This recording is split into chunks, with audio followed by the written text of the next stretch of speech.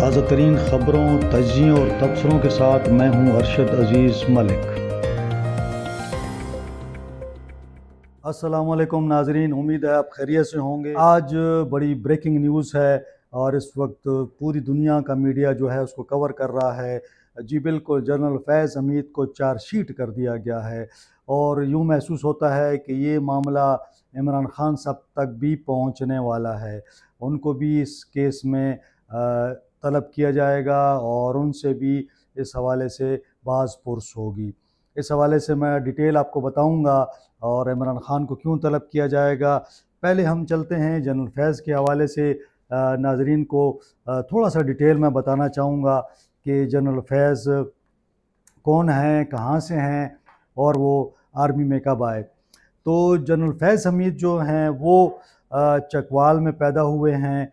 1987 में उन्होंने military academy जो है काकुल, वहाँ पे उसको ज्वाइन किया। जनरल फैज़ हमीद 1987 में सेकंड लेफ्टिनेंट बने, फिर 1988 में वो फुल लेफ्टिनेंट बन गए। 1991 में वो कैप्टन की हैसियत से प्रमोट हुए। 1996 में वो मेजर के ओहदे पर तैनात हुए। 2003 में वो लेफ्टिनेंट कर्नल बने और फिर 2003 में ही उनको तरक्की देकर फुल कर्नल बना दिया गया। 2009 के लगभग उनको ब्रिगेडियर के ओहदे पर तरक्की दी गई और वो पाक फ़ौज में ब्रिगेडियर के ओहदे पर फाइज हुए। 2015 में उनको मेजर जनरल के ओहदे पर तरक्की दी गई और वो DGC भी रहे ISI के अंदर, जो बड़ा अहम ओहदा है। DG ISI के का दूसरा जो है उनका दूसरे नंबर पर ओहदा आता है। 2019 में वो लेफ्टिनेंट जनरल के ओहदे पर फाइज हुए।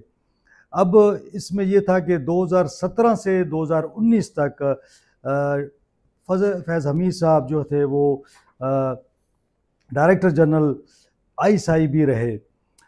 उसके बाद 2021 में उनको भेज दिया गया, कोर कमांडर पेशावर तैनात किया गया, लिहाजा वो पेशावर आ गए। लेकिन फिर 2022 आता है जिसमें वो इस्तीफ़ा दे देते हैं। अब उन्होंने इस्तीफ़ा क्यों दिया उसकी भी डिटेल है, लेकिन ये था कि उनको फिर 13 अगस्त 2024 को गिरफ़्तार किया गया। तकरीबन 1-2 साल ये इंक्वायरी चलती रही। आर्मी का एक प्रोसेस है कि वो एक बहुत बड़ा कदम है आर्मी के अंदर से। अगर आप इसको अंदाज़ा लगाएं कि किस तरह उन्होंने अपने एक लेफ्टिनेंट जनरल को, जो कि कोर कमांडर भी रहा, जो कि ISI का सरबराह भी रहा, बड़े ओहदों पर रहा, उसको उन्होंने अरेस्ट किया। अरेस्ट करने से पहले काफ़ी सारे शवाहिद जमा किए गए, इल्ज़ामात जो थे उन पर उनको जांचा गया। फिर जब उनको अरेस्ट कर लिया गया तो तकरीबन अब अगस्त से लेकर ये दिसंबर तक उनको उनके ख़िलाफ़ इंक्वायरी हुई और इंक्वायरी के अंदर उनको मुकम्मल कानूनी मुआवनत फ़राम की गई, उनको वकील फ़राम किया गया। और अब जो आज की बड़ी ख़बर है कि उनको चार्जशीट कर दिया गया है।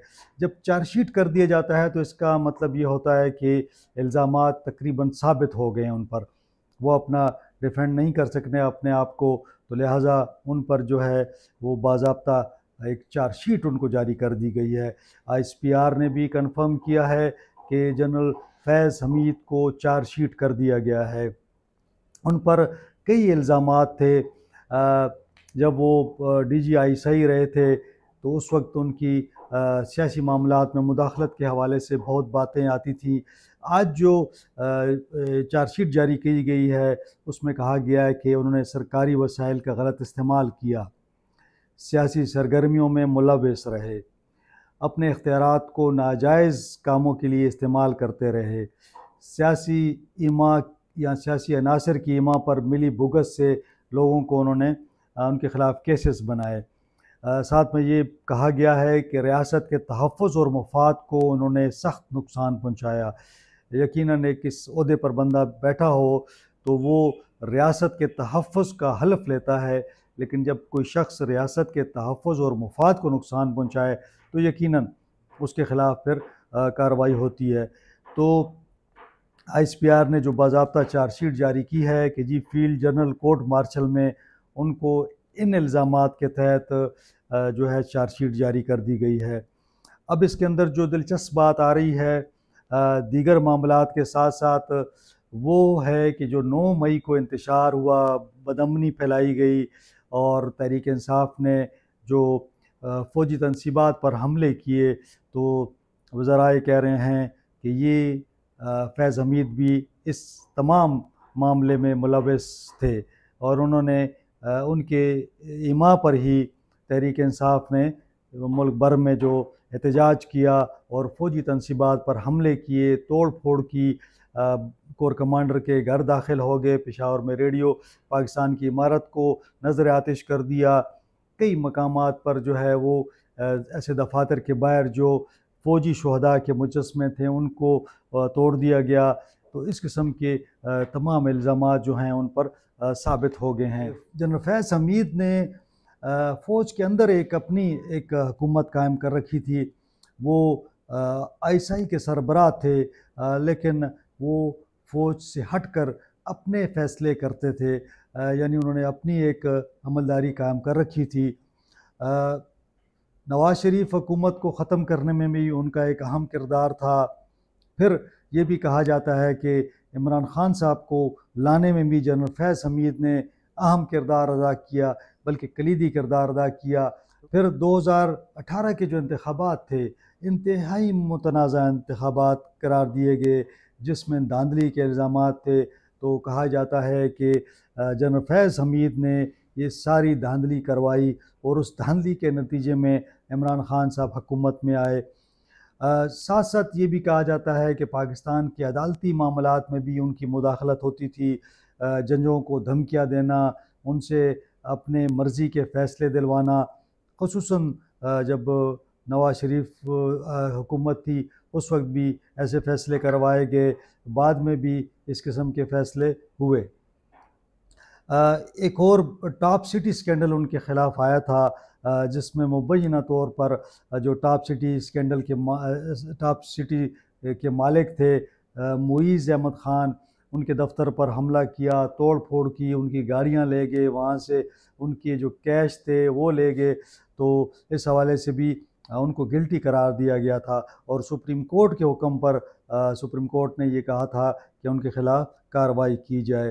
तो मेरे ख़्याल में पाकिस्तान की सियासत में और पाकिस्तान की तारीख़ में ये एक बहुत बड़ा कदम होगा। अगर जनरल फैज़ को जो मुमकिन तौर पर नज़र आ रहा है कि उन्हें सज़ाए मौत या उम्र कैद दी जा सकती है, यकीनन ये एक बहुत बड़ा कदम होगा और इससे कम से कम आइंदा जो भी डीजी आईएसआई होगा या जो भी फ़ौजी अफसर होगा, वो सियासी मामलात में और मुल्क की मफाद के ख़िलाफ़ कोई काम नहीं कर सकेगा। यकीनन आज की बड़ी ख़बर है और पूरी दुनिया की नज़रें अब इसी पर लगी हुई हैं। अब देखना ये होगा कि आने वाले दिनों में कब तक उनको इस हवाले से सज़ा दी जाती है। यहाँ पे जो आइनी कानूनी माहिरीन हैं वो ये भी बता रहे हैं कि चूँकि जनरल फैज़ और इमरान खान के दरमियान बड़े अच्छे ताल्लुकात थे, उनकी हुकूमत को सपोर्ट करते थे और जब उनकी हुकूमत ख़त्म हो गई तो ये सपोर्ट फिर भी जारी रही। कोर कमांडर पेशावर की हैसियत से भी उनके साथ रवाबित थे। बाद में जब उनको घर पे नज़र बंद कर दिया गया और उन्होंने इस्तीफ़ा दे दिया, उसके बाद भी वो राब्ते में रहे और जो भी तहरीक इंसाफ की एहतजाजी तहरीक होती थी या जो भी एहतजाज रिकॉर्ड करवाया जाता था, उसकी तमाम मनसूबाबंदी और उसके हवाले से तैयारियों के हवाले से जनरल फैज़ उन्हें मशवरे देते थे। अब देखना यह है कि अगर इस हवाले से कोई ठोस शवाए सामने आते हैं तो यकीनन इमरान खान साहब को भी इस केस में शामिल तफ्तीश किया जाएगा, उनसे भी तफ्तीश होगी। ये तहरीक इंसाफ के लिए एक बड़ा दचका होगा। बहरहाल ये आगे चलकर मालूम होगा, जो मामलात खुलेंगे और ये चार्जशीट का जवाब भी यकीनन तौर पर जनरल फैज़ देंगे और अब ये कंक्लूजन की तरफ चलना शुरू हो गया है, क्योंकि ये इल्ज़ामात तो अब साबित हो गए। साथ ही मुझे इजाज़त दीजिए, आज इतना ही। अगर आपको ये वीलॉग पसंद आए तो इसको लाइक करें, शेयर करें और सब्सक्राइब करना ना भूलिए, ताकि आपको जो भी ब्रेकिंग न्यूज़ आए वो आप तक पहुंच सके। बहुत शुक्रिया।